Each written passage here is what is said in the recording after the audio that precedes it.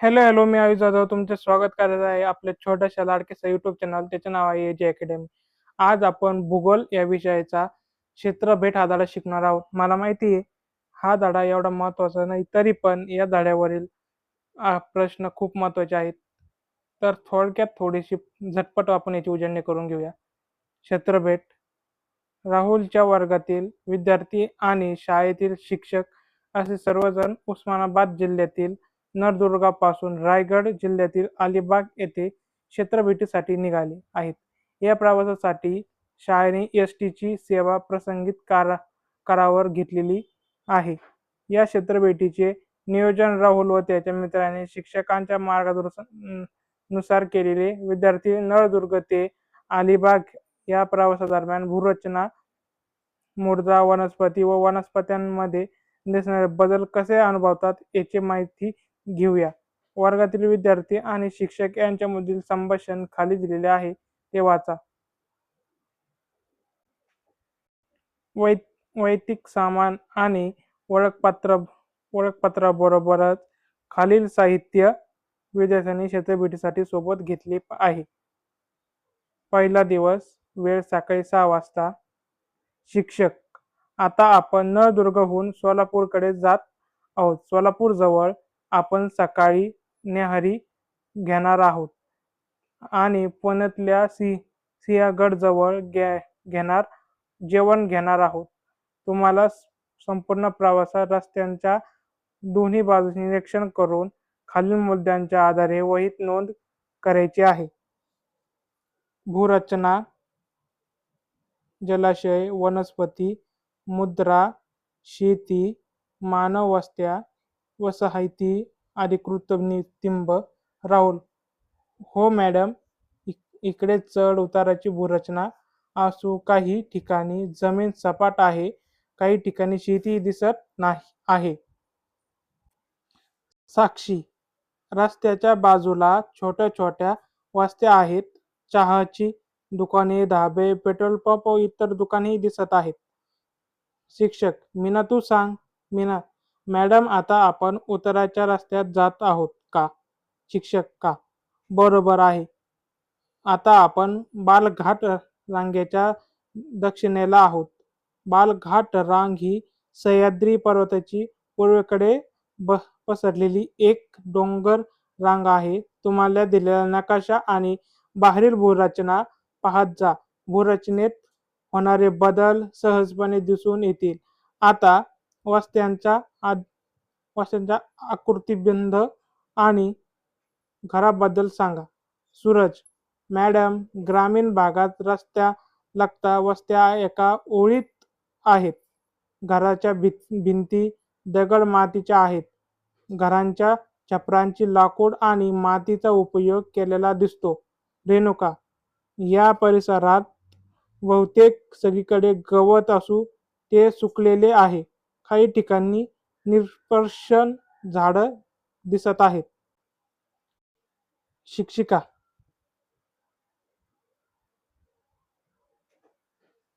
सूरज, रेणुका बरोबर. अशी घरं असलेल्या वस्त्यांना रेषाकृती वस्त्या म्हणतात. हे आपण 7वीत शिकलो आहोत. या घरांना धाब्यांची घरे म्हणतात. ही विशिष्ट पद्धती बांधलेली परंपरा घर आहेत. येथील वनस्पती शुष्क प्रदेशातील पानझडींच्या आहेत. त्यांची पानं विशिष्ट काळात गळून पडतात. थोड्या वेळाने सोलापूर शहरात आले. शिक्षक: आता आपण सोलापूर शहरात आलो आहोत. शहरी भागात लोकसंख्येची घनता जास्त असते, त्यामुळे तिथे अनेक मजली इमारती दिसतात. इमारती सिमेंट, वाळू, खडी आणि पाणी यांचं मिश्रण करून विटांच्या सहाय्याने बांधलेल्या असतात. शहरातील रस्त्यालगत मॉल, मोठी हॉटेल्स आणि अनेक आधुनिक सुविधा असलेले दुकानं असतात. विद्यार्थी शहरातील वेगवेगळेपणाचे निरीक्षण करत राहिले. सोलापूर शहरातून बाहेर पडलेल्या बाहेर पडल्यावर शिक्षकांनी राहुलला न्याहारीचे पेढे विद्यार्थ्यांना वाटायला सांगितले. विद्यार्थ्यांनी न्याहारी केली. शिक्षिका, आता आपण सोलापूर शहराबाहेर जात आहोत. मुलांनो, बाजूला असणारी शेती पहा. काय दिसते ते नोंदवा व सांगा.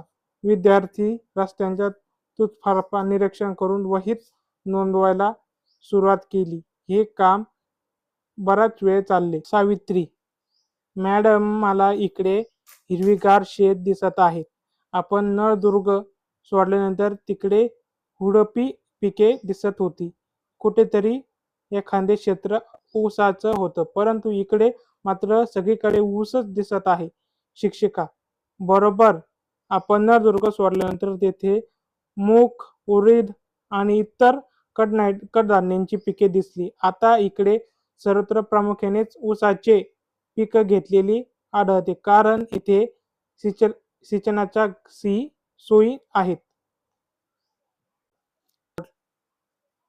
सावित्री, हो मॅडम, मगाशी आपण एक कालवा ओलांडला होता आणि आता मला समोर एक मोठा जलाशय दिसतोय आहे. तो कोणता जलाशय आहे?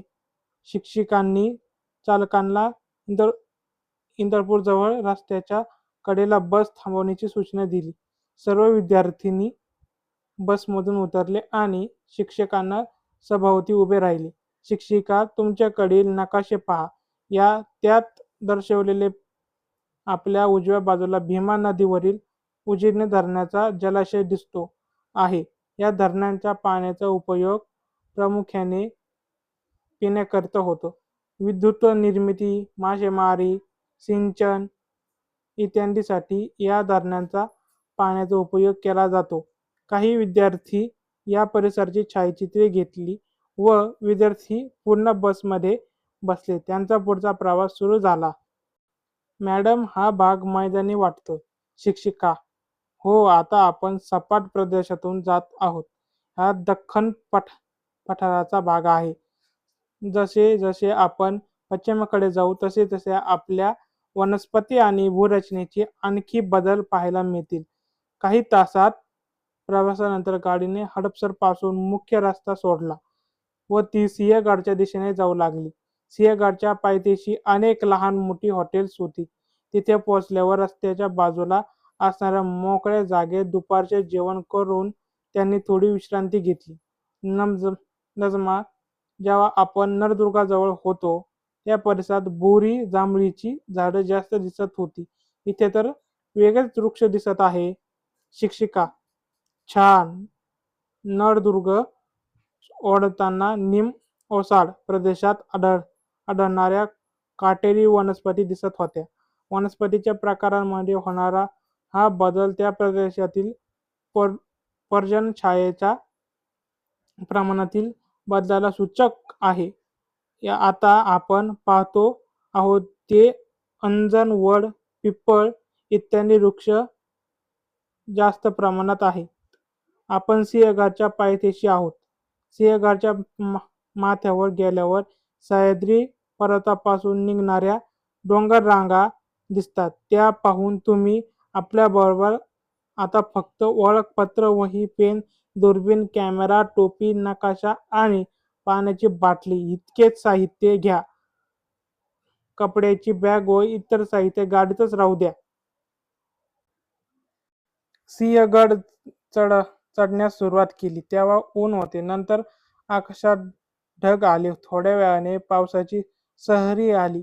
वाटेतील विद्यार्थ्यांनी त्या ठिकाणी मिळणाऱ्या उकडलेल्या भुईमुगाच्या शेंगा, त्यात दही इत्यादी खाद्यपदार्थांचा आस्वाद घेतला.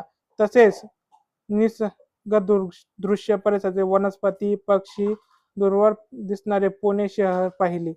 किल्ल्याच्या विविध भागाची छायाचित्रे घेतली. त्यानंतर शिक्षकांनी त्यांना एक विशिष्ट ठिकाणी एकत्रित होण्याची सूचना दिली. शिक्षिका, आता आपण सिंहगड किल्ल्यावर आहोत. या गडाबद्दल माहिती आपण कशी मिळवू शकतो? नेहा, मॅडम, आम्ही सिंहगडच्या प्रवेशद्वाराजवळ एक फलक पाहिला. त्या फलकावर सिंहगडाबद्दल माहिती दिलेली आहे. त्यात आम्ही छायाचित्रे सुद्धा घेतलेली आहे. शिक्षिका, खूपच छान. नेहा, आता भूरचनेच्या वैशिष्ट्यातील फरक कोण सांगेल. कासिम, आधी आपण कमी अधिक उतार असलेला व मैदानी प्रदेश पाहिला, पण या ठिकाणी डोंगराळ भाग आहे. आपण जास्त उंचीवर असल्यामुळे ढगाचा अनुभव घेत आहोत. शिक्षिका, खूप छान कासिम. आपल्याला इथून दऱ्या, डोंगर, टेकड्या, शिखराचे सुळके आणि ज्वालामुखीच्या उद्रेकापासून तयार झालेले खडकांचे थर आणि अनेक प्राकृतिक वैशिष्ट्ये दिसत आहेत.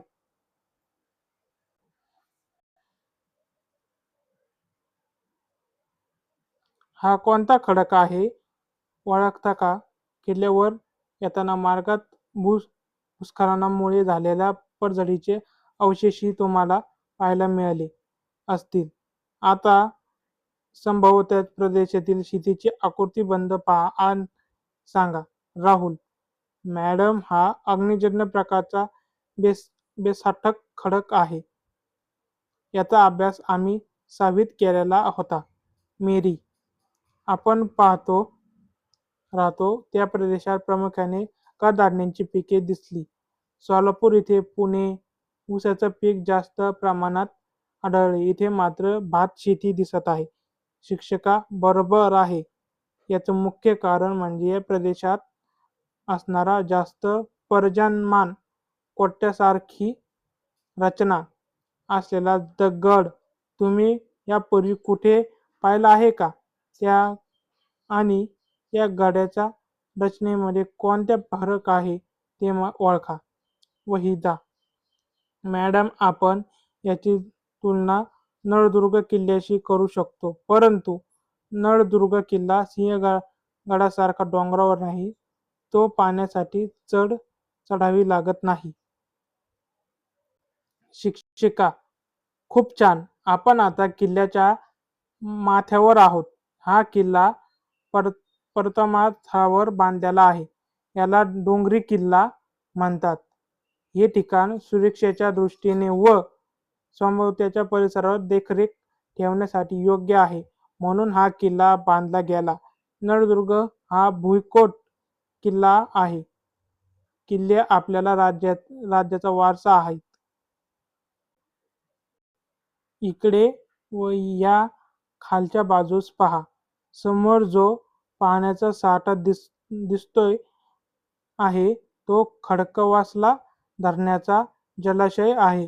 या धरणातील पाणी पुणे शहर आणि सभोवतालच्या भागाला पुरवतो जात. आता आपण किल्ल्याच्या कल्याण दरवाजाकडे जाऊ. इकडे या आणि ही रचना पहा. खाली देवटाके म्हणतात. नैसर्गिक झऱ्यातून येणारा पाण्याचा साठा इथे केला जातो. यातून गडावर वस्ती करणाऱ्या आजही वर्षभर पाणी मिळते. सर्व विद्यार्थी आश्चर्य व्यक्त करत, बापरे, इतकी शतक इतक्या उंच जागी पाणी कसं मिळत असेल? नंतर शिक्षिका सर्व विद्यार्थ्यांना पिठले भाकरी मिळणाऱ्या एका झोपडीकडे नेले. यासारख्या अनेक झोपड्या विद्यार्थ्यांनी पाहिल्या. पर्यटकांना खाण्यापिण्याची सुविधा इथे दिली जाते होत्या. सिंहगडावर काही वेळ घालवल्यानंतर सर्व विद्यार्थी पायथ्याशी येऊन बसमध्ये बसले आणि रात्रीच्या मुक्कामासाठी पुणे शहराकडे बस निघाली. शहरात गेल्यावर संध्याकाळीच्या वेळ अल्पाहार व चहा घेतल्यावर शहरातील बाजारपेठेत फेरफटका मारण्यास तयार झाले. शिक्षिका, आपण पुण्यातील शनिवारवाडा बाजारपेठासाठी प्रसिद्ध असलेला तुळशीबाग, महात्मा फुले मंडई या परिसरात थोडा वेळ फिरणार आहोत. या ठिकाणी घाऊक व किरकोळ बाजारपेठ आहेत. इथे तुम्ही खरेदी करू शकता. हे करताना मात्र तुम्ही केलेल्या निरीक्षणाची नोंद करताना विसरू नका. परिसरातील फेरफटका झाल्यावर सर्वजण मुक्कामाच्या ठिकाणी रात्रीचे जेवण करून झोपले. दुसरा दिवस सकाळी 7 वाजता सकाळी न्याहारी घेऊन बस अलिबागच्या दिशेने मार्गस्थ झाली. शिक्षिका, आता आपण मुंबई पुणे द्रुतगती मार्गाने जात आहोत. भूरचनेत काही बदल झालेला दिसतो का? आपण लोणावळ्याजवळील रामाची या ठिकाणी थांबणार. तुषार: हो मॅडम, आपण जरी सपाट रस्त्यावरून जात असलो तरी आजूबाजूचा डोंगराळ प्रदेश दिसतो आहे. घरांची संख्या आता कमी होताना दिसत आहे. लोणावळ्याच्या पुढे गेल्यावर राजमाची या ठिकाणी गाडी थांबवून शिक्षकांनी भूरचनेचे वैशिष्ट्य बाबतची पुढील माहिती दिली. हा पश्चिम घाटाचा उतार आहे. या पर्वतीय भागाला आपण सह्याद्री असेही म्हणतो. या ठिकाणी वरून भूरचनेची फरक सहजपणे पाहू शकतो. पूर्वेकडील उतार मंद स्वरूपाचा असून पश्चिमेकडील उतार तीव्र आहे. पश्चिमेकडील बाजूस कडा व अनेक धबधबे दिसत आहेत. याबद्दल आपण एकता 9वी मध्ये शिकलो आहोत. या भागाचा उल्हास व पश्चिमेकडील वाहणाऱ्या प्रमुख नदीचे उगमस्थानी आहे. विद्यार्थी तेथील छायाचित्रे घेतली. पुन्हा पाऊस सुरू झाला. सर्वजण बसमधून पुढे निघाले. नामदेव: नकाशापात मॅडम, आता आपण घाट उतरून खोलीपोलीकडे चाललो आहोत ना? शिक्षिका: बरोबर आहे. हा पश्चिम घाटातला घोर घाट आहे. हा खंडाळा घाट म्हणूनही ओळखला जातो. आता आपण भारताच्या पश्चिम किनारपट्टीच्या प्रदेशात उतरत आहोत. आता तुम्हाला दिसणारे वृक्ष, घर, मुद्रा यांचे निरीक्षण करा. शिव: मॅडम, घाटात विविध प्रकारच्या वनस्पती दाट वन दिसत आहेत. त्यांच्या मध्ये मोठे पानांची झाडं जास्त आहेत. अशी झाडं सिंहगड परिसरातील आपण पाहिली होती. शिक्षिका: ती सांगाची झाडं आहेत. हा सर्व प्रदेश पानझडी वृक्षाचा आहे. भागात अनेक वनराया व देवराया आहेत. नजमा: मॅडम, हवेत बदल जाणवतोय. आता गरम हवेला लागले आहे आणि घामही येतोय. शिक्षिका: हवेच्या बदलाची जाणीव तुम्हाला होत आहे. हवेतील आर्द्रता वाढल्यामुळे घाम येतोय आणि त्वचा चिकट होत. आपण जसं जसं समुद्राच्या जवळ जाऊ तसं तसं आर्द्रतेचं प्रमाण वाढेल. नामदेव: मॅडम, या भागात पाऊस सुरू झाला आहे आणि पावसाचं प्रमाणही जास्त दिसतंय, त्यामुळे असं होत असावं. शिक्षिका: नामदेवचं निरीक्षण बरोबर आहे. या प्रदेशात पाऊस जास्त पडत असल्यामुळे तसंच समुद्र सान्निध्यामुळे असं होतंय. पावसाचं प्रमाण अधिक असल्याने भात हे येथील मुख्य पीक आहे. काही वेळात आपण समुद्राजवळ पोहोचू. या समुद्रात नाव सांगू शकाल का? सर्व विद्यार्थी एक सुरात: अरबी समुद्र. शिक्षक: छान. अलिबागला पोहोचल्यानंतर मुक्कामाच्या ठिकाणी जाण्यापूर्वी आपण तलाठी कार्यालयात जाणार आहोत. तिथे तुम्ही शाळेत तयार केलेली प्रश्नावली आधारे माहिती मिळवा. उर्मी: आम्ही त्यांना परिसरातील पिके, मुद्रा प्रकार, फळ आणि इतर नगदी पिके याबाबत प्रश्न विचारणार आहोत. शिवाय परिसरात गोळा केल्या जाणाऱ्या महसूल, सिंचनाखालील क्षेत्र, पाणलोट क्षेत्र, कार्यक्रम आणि ग्रामीण भागातील इतर व्यवसायासंबंधित प्रश्न विचारणार आहोत. दुपारी अलिबागला पोहोचल्यानंतर सर्वांनी तलाठी कार्यालयाला भेट दिली. तिथे त्यांनी वरील मुद्द्यांच्या अनुषंगाने माहिती घेतली. शिक्षिका: जेवणानंतर आपण समुद्र किनाऱ्यावर जाणार आहोत. तुमच्यापैकी किती विद्यार्थी आज प्रथमच समुद्र पाहणारे आहेत? बहुतेक सर्वांनी हात वर केले. अब्रिया: मी तर आतापासून समुद्राची थरारक दृष्टीने कल्पना करत आहे. तो कसा असेल? तिथे नेमकं काय असेल? काय फक्त पाणीच असेल? शिक्षिका: खरं.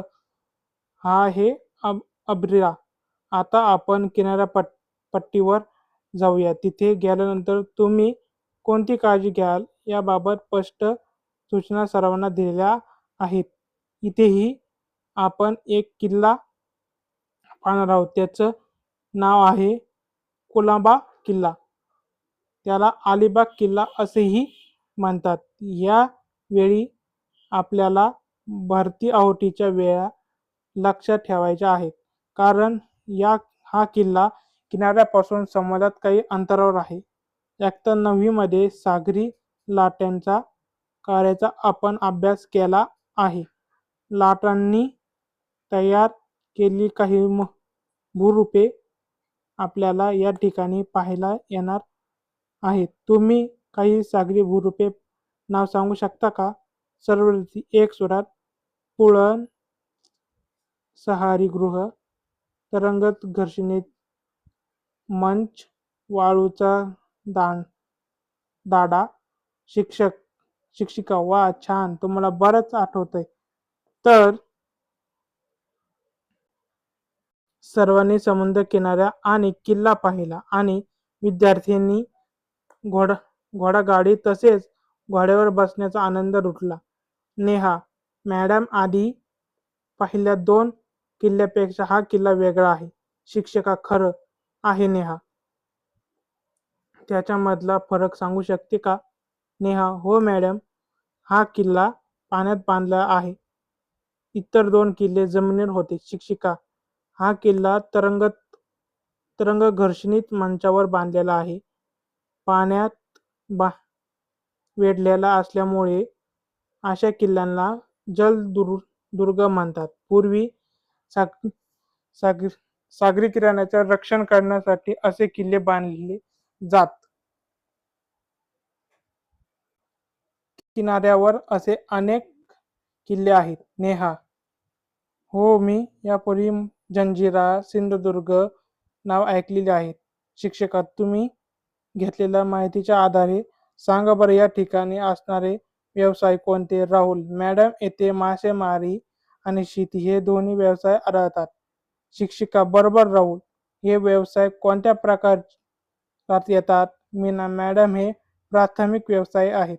शिक्षिका. खरं तर सुरुवातीला इथे मासेमारी हा व्यवसाय होता. नंतरच्या काळात या प्रदेशात शेती सुद्धा केली जाऊ लागली. पण किनाऱ्यापासून दूर किनाऱ्यालगत वाड्यांमध्ये नारळी, पोकळी, सुपारी, फणस केली आहे आणि काही मसाल्यांचे पदार्थ लागवड होते. ही बागायतमती शेती आहे. आता इथे पर्यटन हा महत्त्वाचा व्यवसाय झाला आहे. त्यानंतर सर्वांनी किनाऱ्यावरील वाळू मौजमस्ती केली आणि सूर्यास्त विहंगम दृश्य कॅमेऱ्यात टिपले. सूर्यास्तानंतर सर्वजण मुक्कामाच्या ठिकाणी आले.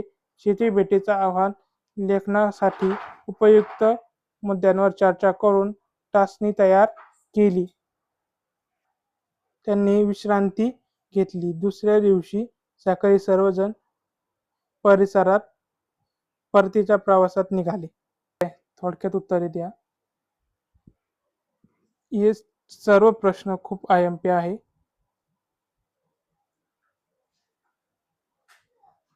चला, मी तुम्हाला याचे एक प्रश्नाचे उत्तर सांगतो. तुम्ही केलेल्या क्षेत्रभेटीचे आव्हान तयार करा. क्षेत्रभेट आव्हान. आनंद खुशी फ्रॉम. उदाहरण.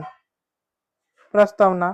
भूगोल अभ्यासाचा भाग म्हणून दिनांक 10 मार्च 2026 रोजी आम्ही आनंद कृषी फार्मला भेट दिली. स्थान. दळणवळण. हे ठिकाणी आमच्या शाळेपासून 15 किलोमीटर अंतरावर असून आम्ही इथे बसने गेलो. भूरचना व हवामान. येथील जमीन सपाट आणि काळी कसदार आहे. येथील हवामान उष्ण व कोरडे आहे. पीक प्रसिद्धी. येथे ठिबक सिंचनाचा वापर करून प्रामुख्याने ऊस, डाळिंब आणि भाजीपाल्याचे उत्पादन घेतले जाते. निष्कर्ष. या भेटीमुळे आम्हाला आधुनिक शेती माहिती मिळाली आणि पावसाचे महत्त्व समजले, पाण्याचे महत्त्व समजले.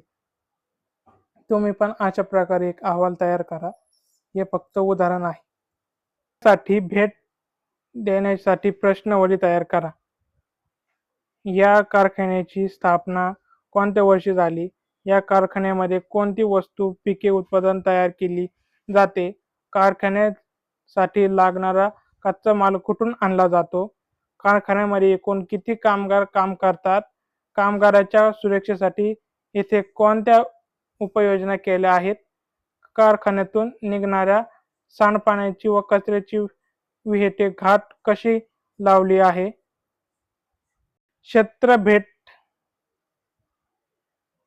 क्षेत्रभेट दरम्यान कचऱ्याचे व्यवस्थापन कसे कराल? हा शब्द थोडा चुकलेला आहे.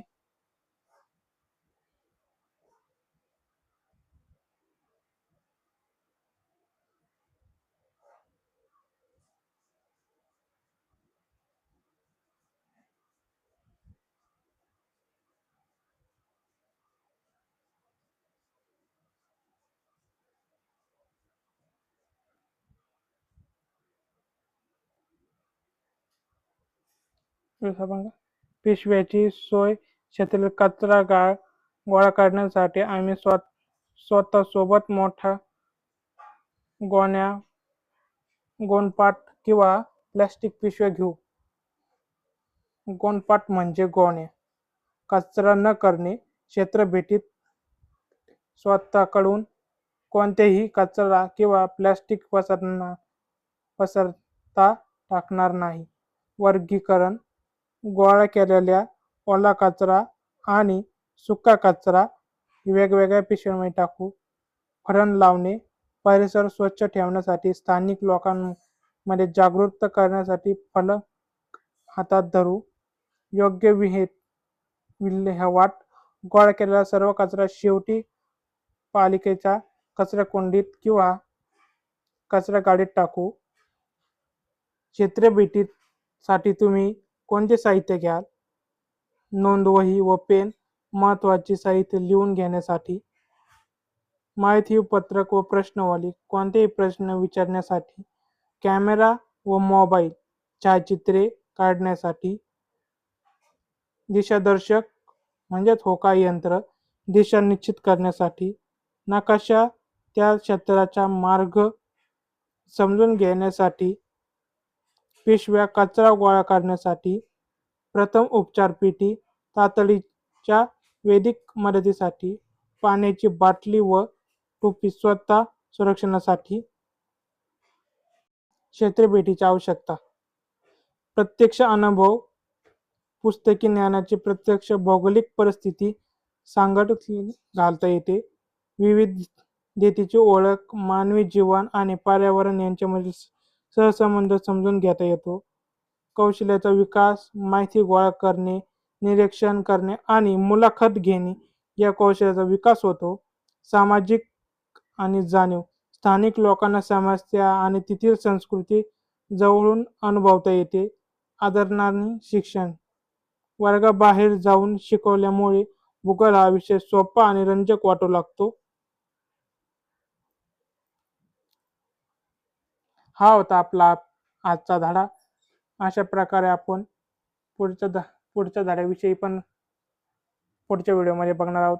तोपर्यंतसाठी थँक्यू. Bye bye. आपल्या चॅनल सबस्क्राईब करा, शेअर करा, लाईक करा आणि तुम्हाला याच्या डिजिटल नोट्स पाहिजे नसतील तर मी कमेंट बॉक्समध्ये आपल्या टेलिग्राम चॅनलची लिंक दिलेली आहे. तिथे क्लिक करा आणि चॅनलला जॉईन करा.